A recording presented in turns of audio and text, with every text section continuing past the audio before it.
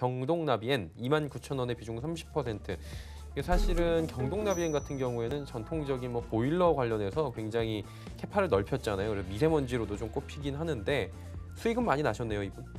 예, 일단 뭐 경동나비엔의 흐름들은 좀 나름대로 좀 괜찮은 그런 상황들이에요. 과거에 올라갔던 부분들 2019년도에 연초에 올라갔던 부분들이 중국 시장에 대한 기대감들이 좀 상당히 컸었어요. 그러면서 상승을 했다가 다시 밀려 내려오는 그런 모습들이 좀 나타나고 있는 그런 상황들인데 뭐 29,000원짜리대에 매수를 하셨어요. 매수는 좀 상당히 좀 잘했다라고 좀 말씀을 드리고 싶어요. 다만 이제 추세적으로 놓고 봤을 때에 보게 된다라면 뭐 4만 원 위에서는 한 번쯤 좀 챙겨주는 그런 전략이 좀 필요하지 않을까라고 좀 판단이 되거든요. 물론 이게 단기적인 관점으로 보셨는지 아니면 좀 여유 있게 보셨는지는 모르겠어요. 그렇지만 단기적으로 봤든 아니면 좀 길게 봤든 간에 39,500원부터 그 이상권역에서는 일부 좀 절반 정도는 좀 챙겨주는 그런 전략을 좀 제시를 해드릴 테니까요. 그 점 좀 참고를 하셨으면 좋겠습니다. 네, 알겠습니다. 다음은 제약바이오 종목 올라와 있는 제넥신, 비교적 시총이 큰 종목이고요. 최근에 또 많이 움직인 것 같아요. 69,000원에 사셨는데 70% 지금이 딱 그 가격이네요. 예, 제넥신 같은 경우는 지금 이 컨소시엄을 좀 구성을 해서 코로나19의 백신을 좀 만들겠다라는 그런 소식들이 좀 계속 나와주고 있는 그런 사항들이에요. 제넥신과 뭐 바이넥스, 그다음에 제넨바이오 등의 기업들을 위주로 진행을 하고 있는데 제가 알기로 제넥신 같은 경우는 기술력이 있는 그런 기업으로 좀 알고 있습니다. 그렇기 때문에 만약에 이게 단기적으로 좀 보셨다라면 저는 개인적으로 봤을 때는 어울리지 않는 그런 기업으로 좀 판단을 하고 있거든요. 69,000원짜리대 비중이 70%다라고 하시게 되면 저는 만약에 이게 좀 여유 있게 뭐 길게 끌고 갈 생각으로 뭐 최소한 6개월 이상 끌고 가실 생각으로 본다라면 저는 가져가셔도 좋다라고 좀 말씀을 드리고 싶은데요. 그렇지가 않고 단기적으로 좀 보셨다라고 하신다라면 74,000원대, 뭐 74,000원에 75,000원대 이 정도부터는 좀 챙겨가면서 가는 전략이 좀 좋을 것 같고요. 제 개인적으로 나쁘지 않다라고 좀 보고 있어요. 몇몇 제약바이오 섹터 중에 그나마 괜찮게 보는 종목 중에 하나가 제넥신이거든요. 그렇기 때문에 그 점 좀 참고를 하시고 조금 더 보유를 해보자라는 의견 드리도록 하겠습니다. 네, 알겠습니다. 제넥신 긍정적으로 지금 말씀을 해주셨고요.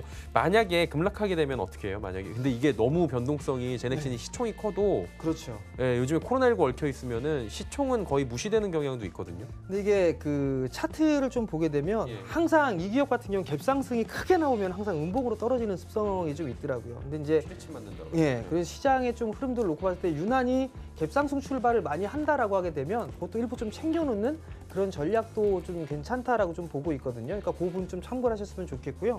또 한 부분들은 준비를 하고 있는 임상이라든가 이런 부분들이 많이 있어요. 많이 있는 그런 사항들이기 때문에 좀 가급적이면 좀 긴 관점으로 투자적인 마인드로 좀 보셨으면 하고 좀 권해드리고 싶습니다. 예, 투자적인 관점에서 말씀을 해주셨고요.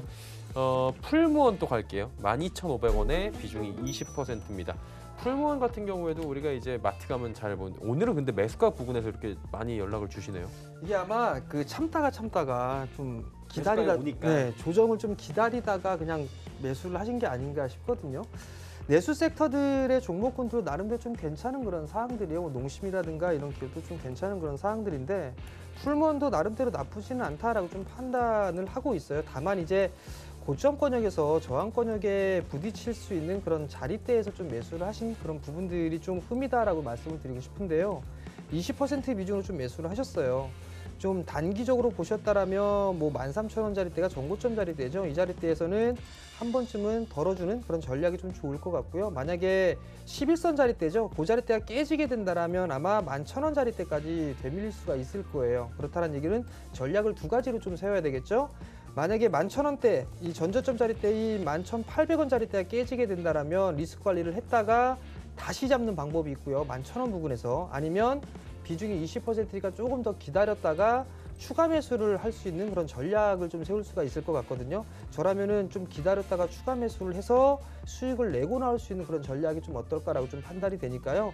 밀려 내려오면 좀 10% 정도는 더 분할로 매수한다라고 좀 생각을 하시고 단기적으로 1차는 13,000원 제시를 해드리도록 하겠고요. 뭐 좀 여유 있게 봤다라고 하게 되면 15,000원 정도까지 충분히 올라갈 수 있으니까 그 점 좀 참고하셨으면 좋겠습니다. 예. 예, 요즘에 이제 투자하시는 분들이 그 두 부류예요. 말씀하신 대로 조금 기다렸다 살까 하다가 에이 모르겠다라고 샀는데 조금 빠지니까 더 빠질까봐 무서운 것들, 그리고 소위 말해서 이제 어느 정도 손실이 났다 다 올라왔으니까 이제 처리를 해야 되나 아니면은 수익을 보고 나올까, 이런 고민들을 하시는 것 같아요. 두산솔루스는 33,600원에 지금 비중 20%거든요.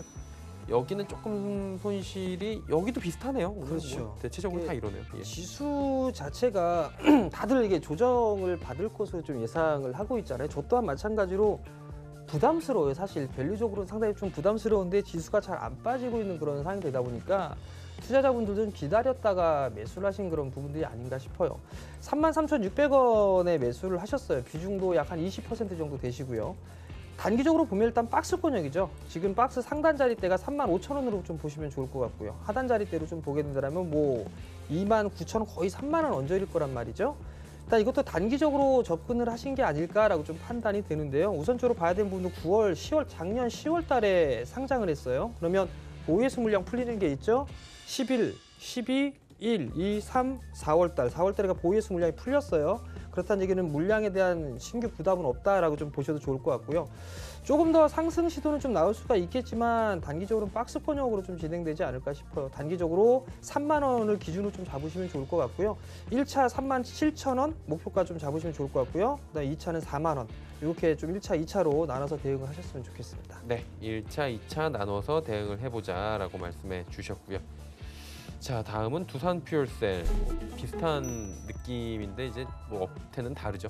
이분은 7,390원 현재가인데 8,000원에 사시고 비중이 좀 높아요. 40%, 한 10% 가까이, 한 7% 지금 손실이네요. 예, 두산퓨얼셀도 뭐 상장을 했을 때는 상당히 좀 핫했던 그런 종목이에요. 그러다가 좀 밀려 내려오는 그런 모습들을 좀 보였다가 다시 재차 상승 시도가 좀 나와주고 난 이후에 눌림목이에요. 8,000원짜리대에서 매수를 하셨었고 40% 비중이에요. 뭐 크게 저는 개인적으로 물량 부담이라든가 뭐 물려서 속을 썩일 만한 그런 종목은 아니지 않나라고 좀 판단이 되거든요. 매수가 위까지는 충분히 올라올 수가 있을 거예요. 손실 중이시긴 하지만 뭐 10%가 조금 안 되게 손실 중이긴 하지만 무난하게 다시 한번 정고점 돌파 시도는 좀 나올 수 있지 않을까라고 좀 판단이 돼요. 9,000원 이상 넘어가지 않을까라고 좀 판단이 되는데요. 만약에 이 9,000원짜리대를 넘어가게 되면 그 다음에나 만원대까지는 충분히 올라갈 수 있지 않을까라고 좀 생각을 하거든요. 그렇기 때문에 힘드시겠지만 좀 더 보유를 해보자라는 의견 말씀드리도록 하겠습니다. 네, 보유 관점에서 말씀을 해주셨습니다. 다음은 현대제철 25,000원에 비중은 30%입니다.